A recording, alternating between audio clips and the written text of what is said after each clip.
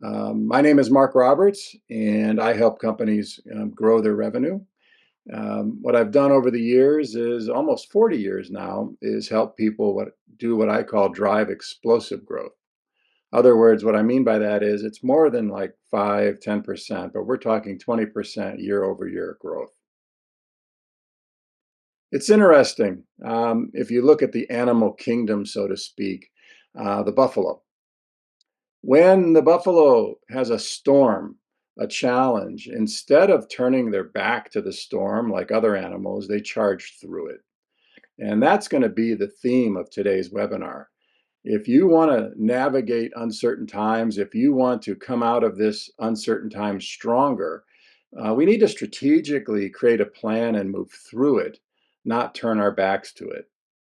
Other animals, like when I went on safari in Africa, there was baby monkeys, and when they get afraid, they cover their eyes. And their assumption is if they can't see us, we can't see them, and they're safe. Ostriches run really fast, put their head in the sand. Um, Cows, horses, they turn their backs to storms and wait for the storm to pass. You can take whatever strategy you want as long as it's strategic. And unfortunately, we're seeing a lot of knee-jerk reactions now. Local employer here in the Cleveland area just cut 300 jobs. A multi-billion dollar company in the manufacturing space just put a moratorium on travel for all their salespeople. Do not travel for the next 60 days. I would argue that that's actually the worst thing you could do because just as your company is struggling and trying to figure out what to do with all these challenges, there's a high probability your customers are as well. I've written a couple books. My most popular book is Driving Explosive Growth. I share a process that I learned years ago on how to help companies grow very quickly. And there's a chapter in the book on voice of customer, which is kind of my secret sauce. If you really want to develop a strong strategy, interview your customers. I'm arguing we should be talking to our customers, interviewing our customers right now.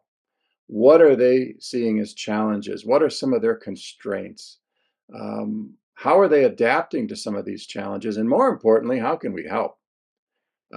So I made a second book called Voice of Customer just because people reached out saying they wanted to learn more about how to interview our customers. Our last session was on organic growth. We've had a lot of people reach out and say, hey, how do we strategically grow our key accounts?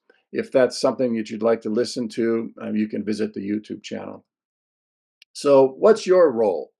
I see a number of people have joined. I'd like to cater how I present the content based on your role. So, are you a president, CEO in the C suite? Are you a business owner, a sales leader, marketing leader, or other role? Just put it into the chat real quick. Oh, I see a couple presidents. I see business owner, sales VP, HR director. Okay, well, that helps me understand who is on the call today. So, what is your organization's biggest challenge? What are you facing today? Today, not 3 months ago, not 6 months ago. What are your biggest challenges today? Just put it into the chat really quick. Oh, I see another person signed on. They own two businesses. Great.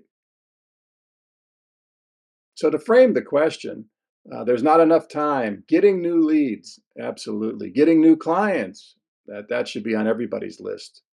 New clients, another person said. Growth, absolutely. Well, what we're hearing is, when people are uncertain, they don't make decisions.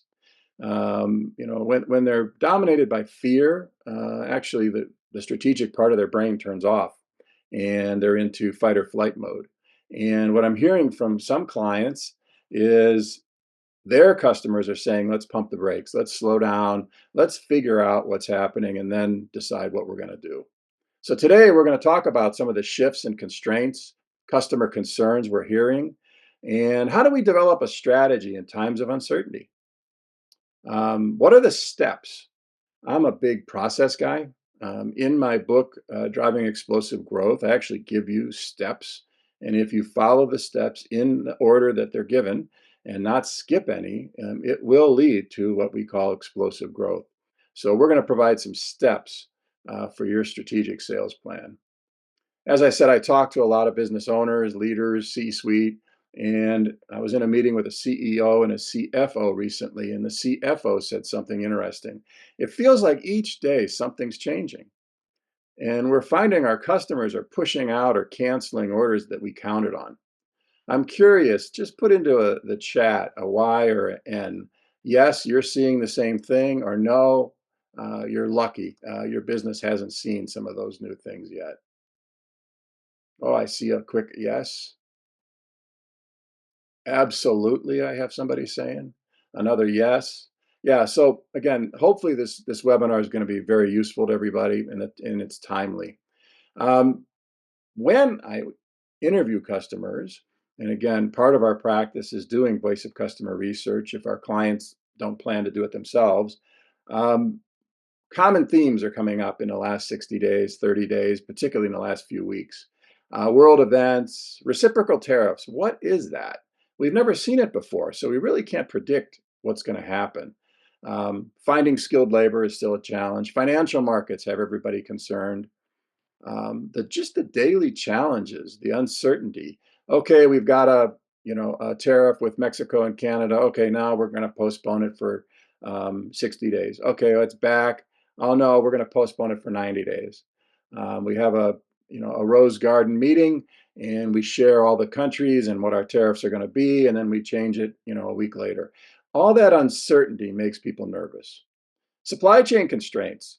So if we're going to have this huge tariff with China, how's that going to impact parts that are coming into my business? How's that going to affect my vendors that I rely on for parts? Onshoring and reshoring. I do a lot of work with plastic manufacturers, and one of my clients is in the durable medical equipment space. And when all this tariff and energy with China started heating up, I asked their salespeople just to do one thing for the next 30 days. Call all your large accounts and just ask the question, are you thinking about reshoring some of your tooling? Because a lot of their larger clients also sent tooling to China.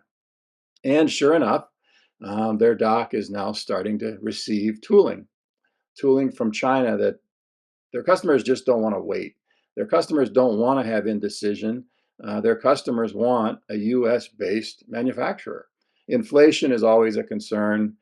Consumer confidence. If you sell a consumer product, consumers have less disposable income. And then, couple that with what's happening on the stock market and the roller coaster ride we're on.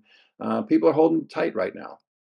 So, is your business feeling the impact of this uncertainty? Other words, what I'm curious with this question, and again, you could put in a yes or a no, will your business see like a decrease in April sales? Have you already seen a decrease in sales? Um, are projections, customer projections and blanket orders getting less? Yes, I see a couple yeses, yeses, yeses. Okay. Again, I just wanted to make sure because what this is all about is to turn that trend around. So, what's going on in the minds of customers? Fear. Number one, fear, uncertainty, the impact on the consumer pocketbook, employment impact. We're seeing a lot of adjustments in the government headcount, but we're also seeing it in some large organizations, I believe, that are taking knee-jerk reactions. They're fearing the worst, so they're making cuts now. Um, another large company in Ohio just let go a third of their sales force, and it's left the vice president like reeling because, okay, I still have to achieve my goals. I have a third less people. What's the strategy? So I just started engaging with them. And what we're going to do is we're going to figure out, who has what skills and make sure we have the right structure and the right language to help that company still achieve their goals. Postpone or canceled commitments. I'm even seeing that. I had two rather large contracts that were supposed to start April 1st. and they got postponed. Some people are postponing it for a couple months until the dust settles. Some people have said that, look, I've got a freeze. Our CEO and CFO put a freeze on all expenditures, and this project cannot proceed until maybe 5, 6 months from now. And then some people are sourcing new suppliers. I highly recommend redundancy in your suppliers as I work with manufacturers. And if you flip the script, this is actually a great time if you're a US based company because people are concerned. And accounts that you've always wanted to sell are likely to meet with you now and hear what your options are, hear what you can do for them. And what I'm recommending sales teams do is go in and not try to win all of the business yet, but go in as a secondary supplier. If you see a supply chain interruption, we're here for you. We're US made, we can get products to you in X amount of weeks, whatever your value proposition is. But the good news is we've seen uncertainty in the economy before. We can go all the way back to 1929 and the Great Depression, and everybody, felt that, there's no way out. And, again, we climbed out. 1973, the oil crisis, the 2001 dot-com bubble hit me really hard. But markets adjusted, markets came back. I guess the reason for this slide is, we went through COVID, and companies that had a plan successfully navigated through COVID and grew. Companies that didn't have a plan are still reeling from the pandemic. So we're in a challenge now, but I can promise you we're going to get through it. And the smart companies are going to create strategies and strategically navigate through this challenging time. So, what happens in economically challenging times? And I read an article from McKinsey that I thought was fascinating. They did a study, and 76% of companies, as you would expect, experience a revenue decline. But 14% grew. And not only did they grew on average 9%. So when their competitors were battening down the hatches, cutting expenses, maybe cutting marketing, cutting headcount, these other companies wrote a plan. Um, they wrote a plan and they executed on their plan. So I kind of answered this question already. What did they all have in common? Well, they had a plan. They created a cross-functional team. They understood what the current new normal is as best they could, and they created a strategy, a plan. They also created some scenarios. If this happens, then we will, whatever. Um, has your team adjusted your plan for this year based on the current events? Has your team met and started talking about it? I see one person in the chat is saying everybody's going to feel the tariffs one way or another. A couple people said no, no. Um, as somebody that helps people write plans, it often surprises me. $20 million businesses, $30 million businesses, they believe they have a plan. And when I ask to see it, it's usually in Excel. And it shows me, in detail, their sales by month last year, their sales by month by customer last year, and then projections, figures. But this really isn't a plan. It's more of a forecast. And what worries me is they've done an amazing job of saying where they want to go, but they haven't really shared how. So how do we really grow? What advice can I give everybody on how to strategically grow in uncertain times? Well, I have this process that I mentioned in my book. I call it no smoke and mirrors. It's nothing fancy. It's what I have found to help businesses strategically grow. And it always starts with what I call an MRI. We run an MRI on your business. What does that mean?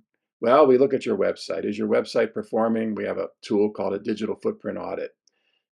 Is your website designed based on best practices? But more importantly, what's your rank?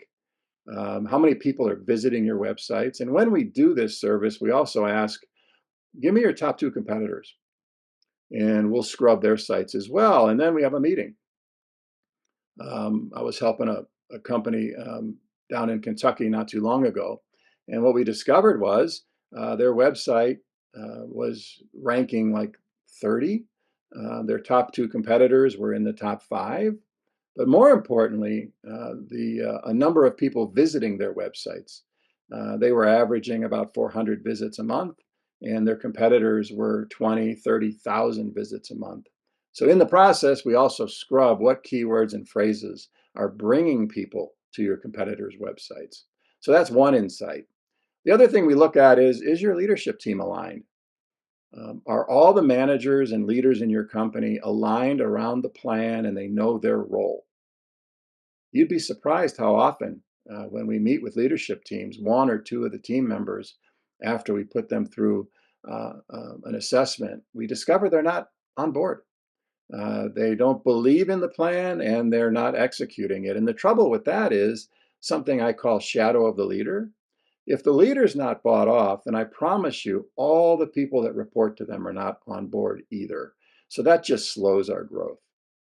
We do voice of customer research, as I mentioned. That's kind of my secret sauce. We call your customers. We call your large customers, your small customers. In another project, we even called people that they quoted but did not win. And we get insights. Why do people buy from you? Why don't they buy from you? What share of wallet do you have? If you have a low share of wallet, then maybe in uncertain times, we focus sales just on selling more organically to our current customers. Are they satisfied? Um, it was interesting. We helped a company recently in another market that we asked their salespeople the same questions we asked their customers. Are the customers satisfied? And the sales team naturally said, yeah, 90%, 95%. But what the data showed was 65% of customers were satisfied, but 14% were dissatisfied. In other words, not only are they not happy, but they're preparing to leave. So one of the things that could really hurt your year in uncertain times is churn. So when we discover people that are dissatisfied, we actually train your salespeople how to go in, how to ask great questions, understand the root causes, and then create plans to turn that around. And we also do an assessment on salespeople. It looks at 21 skills, beliefs, and motivations. And what we're looking for here is, do we have the skills to execute our plan? Is the team motivated? Do we have the right people in the right roles? The quickest way to discourage somebody that's amazing at hunting is put them in a farmer role, and vice versa. So we have all this information, and then we just sit down and we talk. What did we learn? What did we learn about our customers? Are our customers referring other people in the industry to us? Are they happy? Or are they detractors, people that aren't happy? Is our leadership team aligned? Is our marketing working for us? Is our website the best salesperson in our organization? We put all that together and we start building our plan.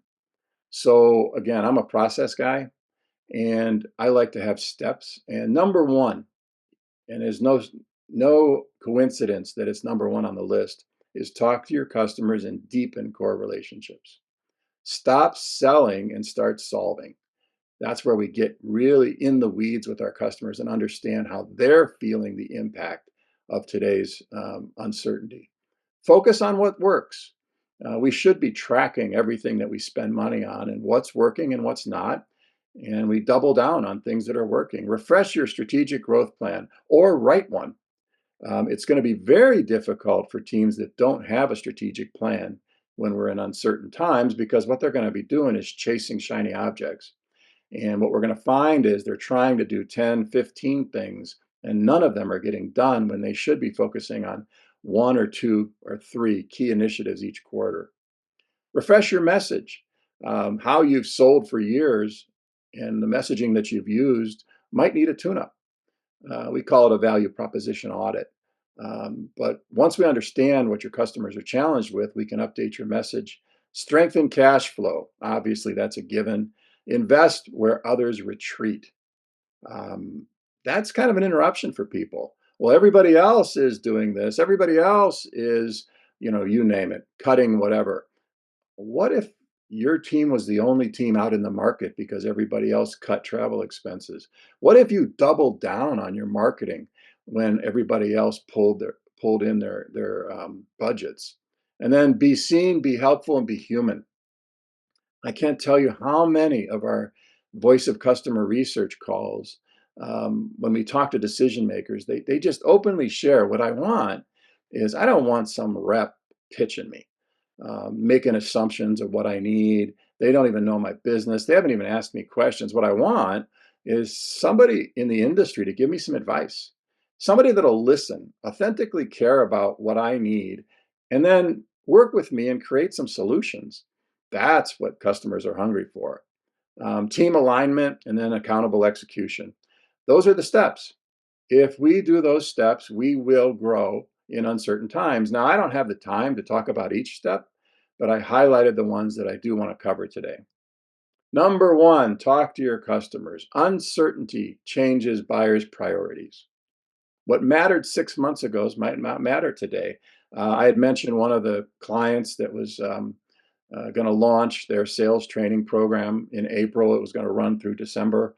Put it on pause. And when they booked the meeting, the kickoff meeting, we were going to discuss, how we might be able to even speed it up because of so much excitement and need in their market.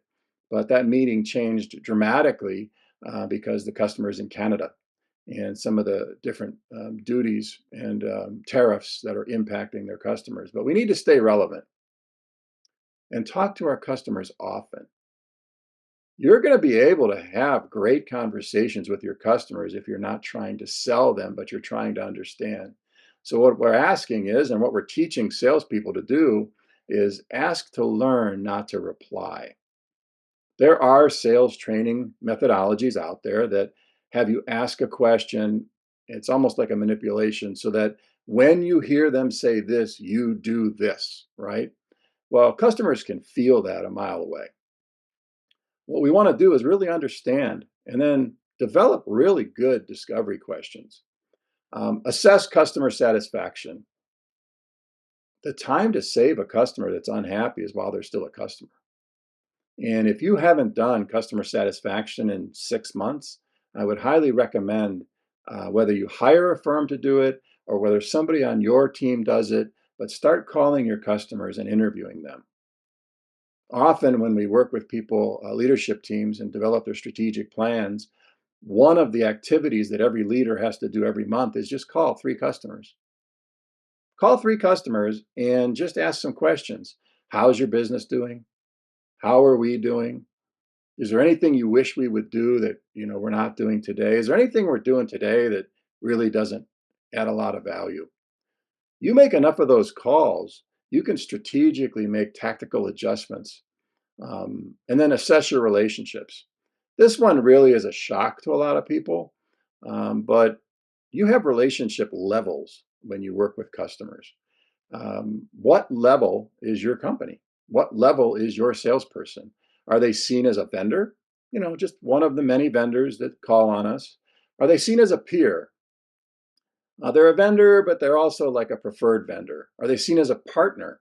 When something's a challenge, I give them a call. I ask them advice. Maybe if I ask for a quote and somebody comes in a little bit cheaper, I give them another attempt to meet the quote. Or are they an industry advisor? Somebody that I go to, I invite to our meetings when I don't invite anybody else that are my vendor partners, and we work on strategies together. And then what we recommend is build a habit of weekly, if not daily, internal conversations in your leadership team meetings that reflect what you're hearing. We've got to keep our ear close to the ground right now in times of uncertainty. And again, what I'm encouraging you to do is listen to learn. And how could you flip the script? One of the teams I'm working with now, a US manufacturer, um, most of their competitors are from China. So we created a quick plan. We've already implemented some marketing strategies, some webinars, and we've trained their salespeople on how to have conversations about why work with a US manufacturer. But deepen those relationships. In a downturn, relationships are everything. That's what's going to get you through this. So we need to check in on our customers, as we mentioned. Communicate clearly with suppliers. Don't go dark with them either. They're wondering what you plan to do. And if we have open and um, Authentic conversations with our suppliers, they may give us some insights to help our business. And then keep your internal team aligned and informed. I'm seeing it pretty much across the board. I'm watching the news wherever. Employees were already not engaged, but now they're not engaged and they're frightened. And people are jumping ship. They don't know what the plan is. They don't know if they have a plan. They're trying to see if the grass is greener on the other side of the fence. Um, they're confused. What am I supposed to do right now? So it's the burden on us is to make sure they understand the plan and what role they play in the plan. Make it easy to do business with you right now. That's another reason why we want to do voice of customer research, especially when others are hard to reach or slow to respond. If your competitors are having headcount reductions, if they're cutting back on different services, and your customers are trying to reach out, the person they may have worked with for years is no longer there. It is actually a great time for us to be in front of our customers. What do we need to know? I'm not going to read all of these, but the big one is, why do they buy from you? Why do people buy from you? You'd be surprised what we hear. I was helping a company that made vehicles for people in wheelchairs to be able to drive again. And what we heard was, your vehicle is one of the quietest in the industry. Nowhere on our website did it say quiet. Nowhere in our training with our dealer network did we say our vehicle was quiet. So we created an entire campaign around take a quiet ride. We also heard things like, um, you must think people in wheelchairs are ugly, which again shocked us. And what we dug into that a little bit deeper. Why do you feel that way? Well, look at your catalog, look at your website. Those are models in a wheelchair. Those aren't really people that live in a wheelchair like me. So immediately we changed, all our marketing and tried to be much more authentic based on what we were hearing from our customers. And again, we could have an entire webinar on voice of customer, but these are the basics. And again, you're going to get a PDF of this. So help you guide your conversations with your customers. Net promoter score, some people understand it. Some people are, confused, like what's the value of it? But not only do I want to know satisfaction, I want to know if your customers are openly referring you to other people. In this particular project, we had an answer. We were interviewing over 400 of their customers, and 397 helped us. And I often hear from some leaders that, well, culture really is one of those fuzzy things that really doesn't have a financial impact. Actually, it has a huge impact on your net promoter score, as we found in this study. Um, so again, we want to make sure we understand our current state. We want to understand their sales process today. One of our clients wanted to know, how advanced is this decision-making process when they engage with a salesperson? No surprise. I mean, look at the numbers. It's what, close to 70% of the process is over before they pick up the phone and talk to a salesperson.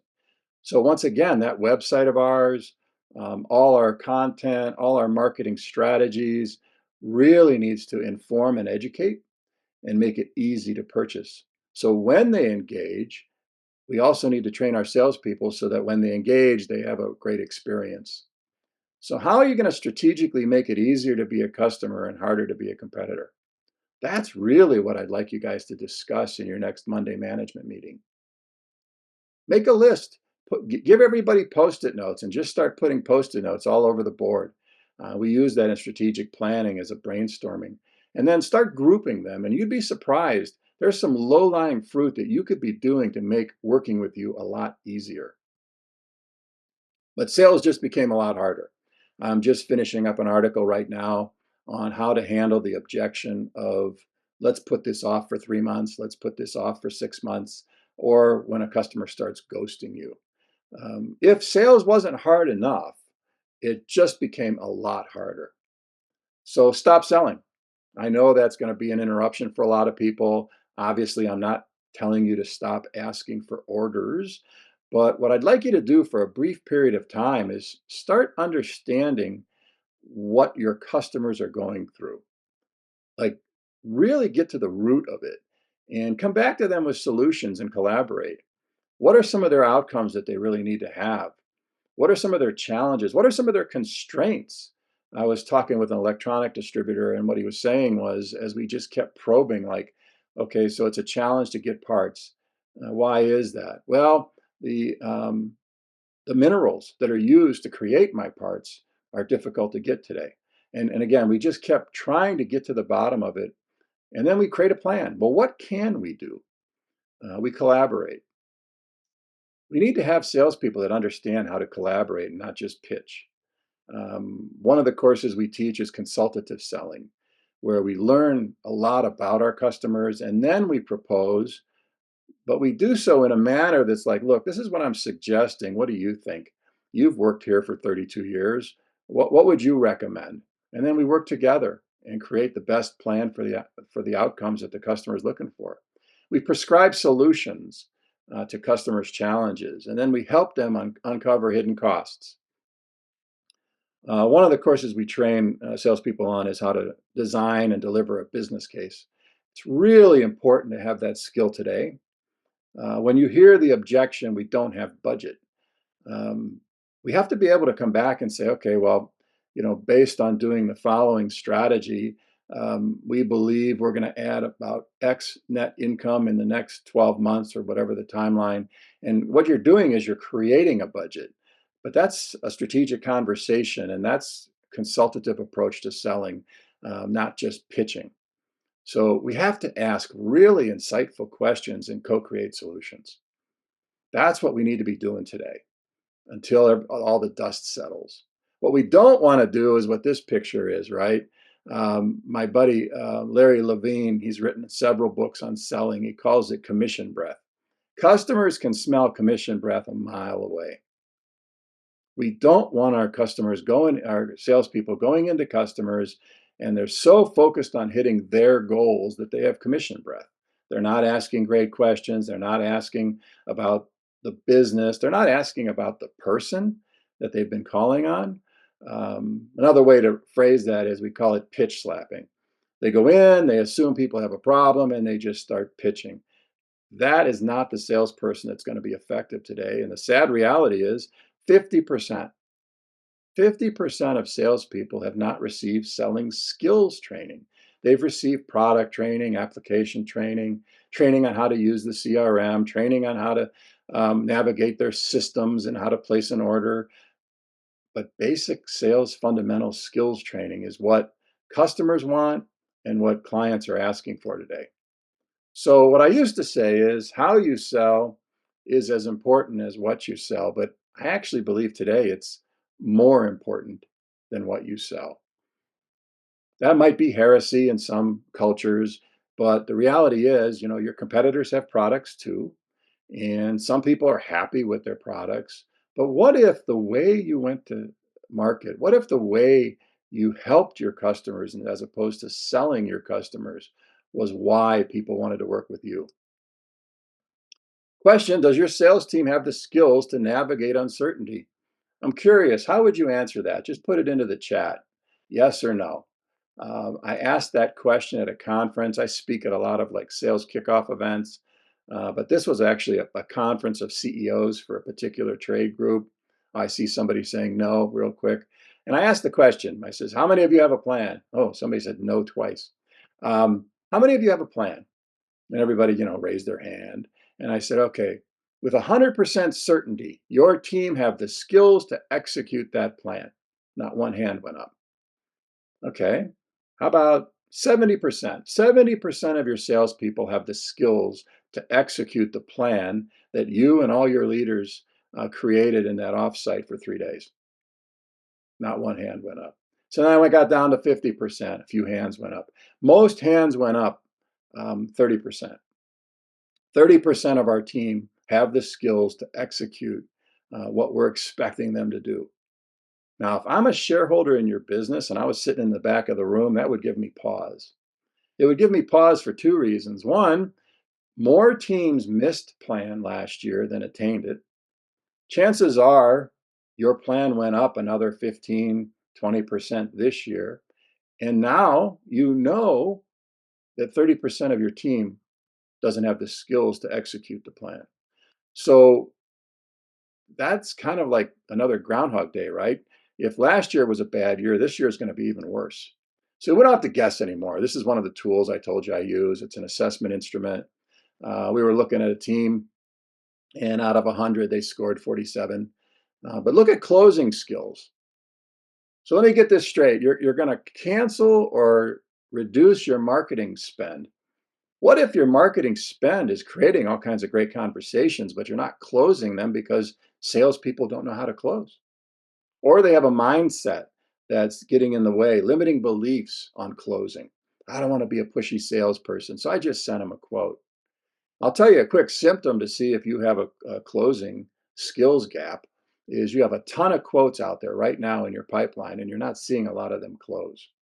But other skills, qualifying, presenting, most teams are really good at presenting, so I don't recommend training for that.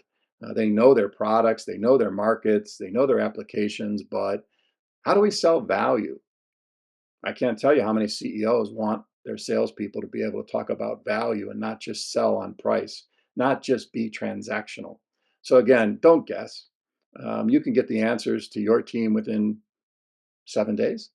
Um, we did a training back in February, if you'd like to listen to it, on how to improve the effectiveness of your team, if you're interested in this area.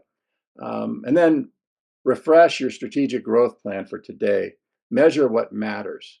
Use data, not gut and intuition.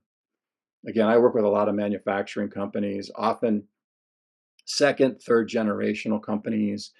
And I often hear things like, well, my grandfather didn't need to, whatever. My grandfather didn't. Well, the reality is your grandfather used a phone with a cord on it. Times have changed. Think about how much your business has changed even since the pandemic. So why are we going back to things that maybe worked 20, 30 years ago? The other thing I'm asking you to do is look at the 80/20 rule. Which 20% of your customers are driving 80% of your profits today? Working with your finance group, you can get that data pretty quick. We need to be very close to these people, right? Which offerings are still growing? What marketing and sales activities are actually producing real results today? And again, that's what we want to double down on. And who are our ideal customers? When we look at that 80/20 rule and 20% drive 80% of your profits, who are they? What industries are they in? What problems did we solve for them? That's going to give us the insights we need when we target new customers and create our ideal customer profile. What do we offer today? And maybe what should we offer based on what we heard in the voice of customer research calls? And then identify your distinctive competence and update your value proposition. Distinctive competence might be a new term to some people. When I say distinctive competence, what I'm talking about is why you? Obviously, you have competitors. You probably have a lot of competitors. Some of your competitors have similar products, but why you? What is it that makes your team different? Is it a process? Is it a configuration? Is it, I mean, what is it? Is it just because you're easy to do business with? But whatever that is we need to identify your distinctive competence and teach your salespeople how to talk about that value. But again, we're going to create decisions based on insights from customers, not and data, not just what's always worked around here. Refresh your message. Messages that landed in boom times can fall flat right now. Um, During the pandemic, if you had masks in inventory, you had a really good year. Quite a few distributors in sanitation and janitorial supplies had great years just because they were smart and they bought a lot of inventory. But that message might fall flat today, right? Leverage insights from customer interviews and research. Do that website audit. I promise you, you're going to get insights that are going to improve the traffic and hopefully conversations that turn into revenue. Look at your transaction data, but look at it like it's telling you a story. There's dollars in your data if you know where to look. And then look at market trends.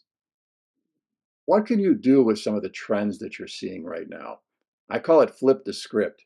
We got to get back that creative problem solving part of our minds and get out of fear. So when I'm in strategy sessions, somebody will bring up something negative. Reciprocal tariffs, we've never dealt with them before. How's that a good thing? And then brainstorm it. What can we do that nobody else is doing or everybody else is waiting to do? And how can we be the one that comes to the market quicker? And then messaging. Um, you know, when I worked with project managers, product managers, we often create buyer persona messaging. And in our training, we teach salespeople how to have messaging for different personas because big decisions, there might be 5 to 7 to 12 people involved in making that decision. And when times are tough, we seem to have more and more decision makers involved. So we need to be able to speak to the needs of each of those personas. So when we talk to a CEO, the values that we're sharing are going to be a little bit different than if we're talking to a maintenance manager, industrial engineer, marketing manager, and so on.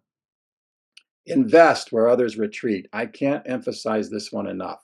When we look back at that study of the 14% of companies who grew even in terrible times during recessions and other market challenges, they didn't pull back, but they made strategic investments. They built stronger digital marketing engines. They formalized their sales process for today. Some people are going to market with an outdated sales process. We discover that when we assess their teams, and we actually create a new one. If you don't have a formal sales process, then it's kind of like the Wild West of sales.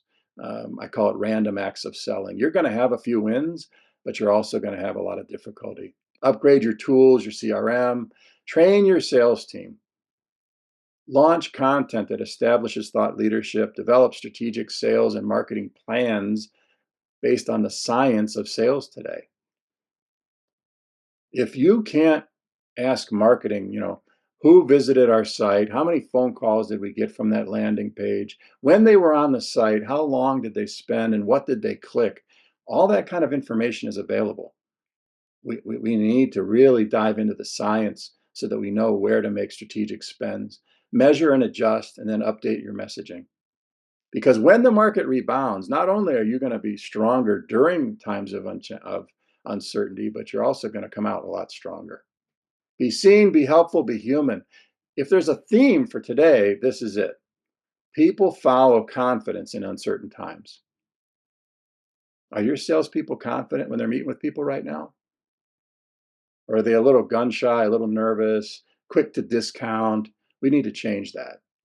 We also need to create value. Now is not the time to stop with blogs, case studies, YouTube videos, webinars. You're in a webinar right now. I'm actually eating my own dog food right now.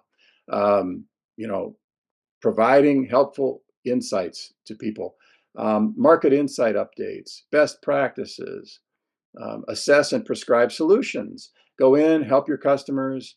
I do some business in the compressed air business, and I have several of the dealers doing air audits right now, gathering information, showing people how to save money and energy, and then collaborate. But don't go silent.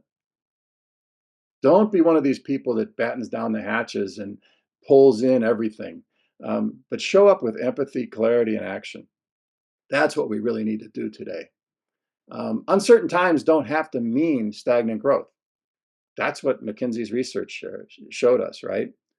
With a clear focus, customer first mindset, and a willingness to adapt to maybe the way we've always done things around here, companies can not only survive the storms, but they can lead through them. Quick story, I've done some work last year in the countertop industry. Fascinating industry. I always love learning about new businesses. And the negative was that industry as a whole was down 14% last year. Three of the clients that we trained, they actually grew double digits, one of which grew up to 18% by applying what we've been discussing today. Another client in the roofing industry, um, we assessed their team. We found out that they were very knowledgeable about roofing, how to put a roof on, but they didn't really know how to have a great conversation with consumers. And they weren't trained in what I call the one call close. About 70% of sales should close when you're selling direct to consumers. And if your close rate isn't 70%, then you're losing a lot of business that you should have won. So we train their teams how to have a great in-home meeting, how to ask great questions, how to talk about outcomes. And again, that company grew really fast. And then this one, I really enjoyed the story. We've all heard of Pella Windows. Um, but what I didn't know was the back end of the story. When they were desiring to grow faster, what they did was they sent people out while homes were being built and interviewed people putting in windows. And 85% of the people putting in windows said, I sure wish somebody would design a window that I could put in from the inside of the house.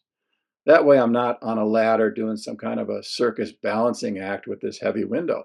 Well, to their credit, they listened, they did the research, they gathered their customer feedback, and today 15% of their revenue is from windows that can be installed inside the house. So again, if there's a theme is be a buffalo. Be a buffalo. Charge into this. Gather as much insights as you can, but keep asking. Things are going to change again tomorrow. They might change again in a month, but have a plan and then adjust your plan. If your plan is button down the hatches, pull in all expenses, cut overhead, um, reduce travel, that's a strategy. And as long as you've met with your leaders and you've come up, you believe that that's the best strategy you can implement today, um, then stick with it. But I'm not recommending that. I'm recommending to all my clients is be the buffalo. Ask great questions. Know your customers better than your competitors. Know your competitors better than your competitors. And go in and solve urgent problems and talk about outcomes. So before we end, does your sales team have a focused sales growth plan? What I mean by that is, so we've created a strategic plan for a company, but we need to send that out to each department. And sales should have a sales plan. And then that sales plan should be sent to each salesperson. Now, the quickest way for a sales plan not to work is if we just tell a salesperson what their goal is. Instead, what we recommend are what we call performance agreements. This is what we need from your market. This is what the data tells us your current accounts are doing, probably should do. So, what's your plan to hit the goal? What do we need to do? What do we need to do together? How can we support you in helping you hit that plan that they come up with, working with their manager? And then, do you have the right people in the right roles with the right skills, process, and tools? What we're finding is when we assess teams, particularly large sales teams, about 20% of the sales team shouldn't even be in sales. So you're carrying an overhead that really isn't delivering an ROI for you right now. Now, it doesn't mean they're not great employees. And often, sometimes these people have been with you for years and years. So what we're recommending is let's put them into a role where they add the most value based on their skills. But this is the time to make some of those strategic adjustments. So, what's your action plan? I was really blessed. I worked for a very large manufacturing company as their sales trainer for a number of years. And they sent me to Harvard to learn how adults learn. And the sad reality is, you're going to forget 90% of this if you don't do something. If you don't write down a few notes, if you don't say, well, based on what he said, I think we need to do some voice of customer research, we need to create a sales plan. If you don't take some form of action, you will forget 90% of what we just discussed. So my challenge to you is, what's your action? What's your plan? And I really want to hear everybody, write them down, even if it's one, two, or three steps. Because when everybody else is trying to figure out what to do, you're going to already have a plan. So we've got about another 10 minutes. I went very quick. I covered a lot. But what are some questions you might have about growing in uncertain times? Oh, I see somebody asked, where can we reach out to you? Um, you can Google fix sales problems. My website's usually ranked number one in the world. You can um, I have some slides later on how to reach out to me. Um, I'm on LinkedIn. I recommend if you've enjoyed this webinar, please connect with me. I try to put out, 2 to 3 um, leadership content pieces every week. Um, My business is called No Smoke and Mirrors, if you want to search for that. Um, yes, you can hire me for a speaker for your event. Like I said, I do sales kickoff events. I also do trade events. A trade group just hired me to do an event in Kansas City in October. And very similar need, though. It's kind of interesting that somebody asked that. Um, it's an industry of highly technical engineers that are amazing, but they've never been taught how to sell. So we're going to have a workshop on how to turn engineers into sales engineers. So yes, please reach out to me. I do a lot of public speaking and workshops. I also do, training in the field, but I also do virtual training because it's awfully difficult to get teams together today. If I had to pick one of the 10 steps, it would be talk to your customers. Talk to your customers. The answers you're looking for are in your customers right now. Talk to your customers, but do so to learn, not pitch. Sometimes it's so hard for salespeople not to pitch that other people in your organization are going to interview your customers. Or you hire somebody, like our firm does it, but there's other firms that'll do voice of customer research. Um, right now, several people are requesting win-loss interviews. Why did we win or why did we lose? But again, get the data from your customers, take those insights and turn it into a plan. Keep your ear to the ground. So we're going to be asking questions for months to come. And the companies that are listening and make the strategic adjustments are going to be the ones that grow. So I hope you enjoyed the webinar today. And again, please reach out if you have any other questions. When you get the PDF, you're also going to have a link to an article about, VUCA, volatile markets, and what should you do to navigate through them. Some people said, I get it, Mark. I need to train my team. What's the best way to train a team? So I wrote a white paper on that. Um, People that were in the organic sales um, webinar um, wrote to me and said, look, I'd like even more information on how to drive key account growth. So I have some content on that. And then I also created an assessment. If you're curious, like I'm hoping you're curious right now, does my sales team have the skills to do what I need them to do? It's not as good as the formal assessment instrument that I use, but it was designed to just give you some insights. It's free. Go to the website, download it. It's in a PDF. You're going to self-score, so I'm not going to see how you answer the questions. But I do hope you reach out to me after you take the assessment and we discuss it, because I'd like to give you some insights based on the way you answer the questions on what I would recommend you do. And then, yes, there's a lot of ways to reach out to me. My website, LinkedIn, my blog, like I said, is #1 in the world for fixing sales problems, and my books.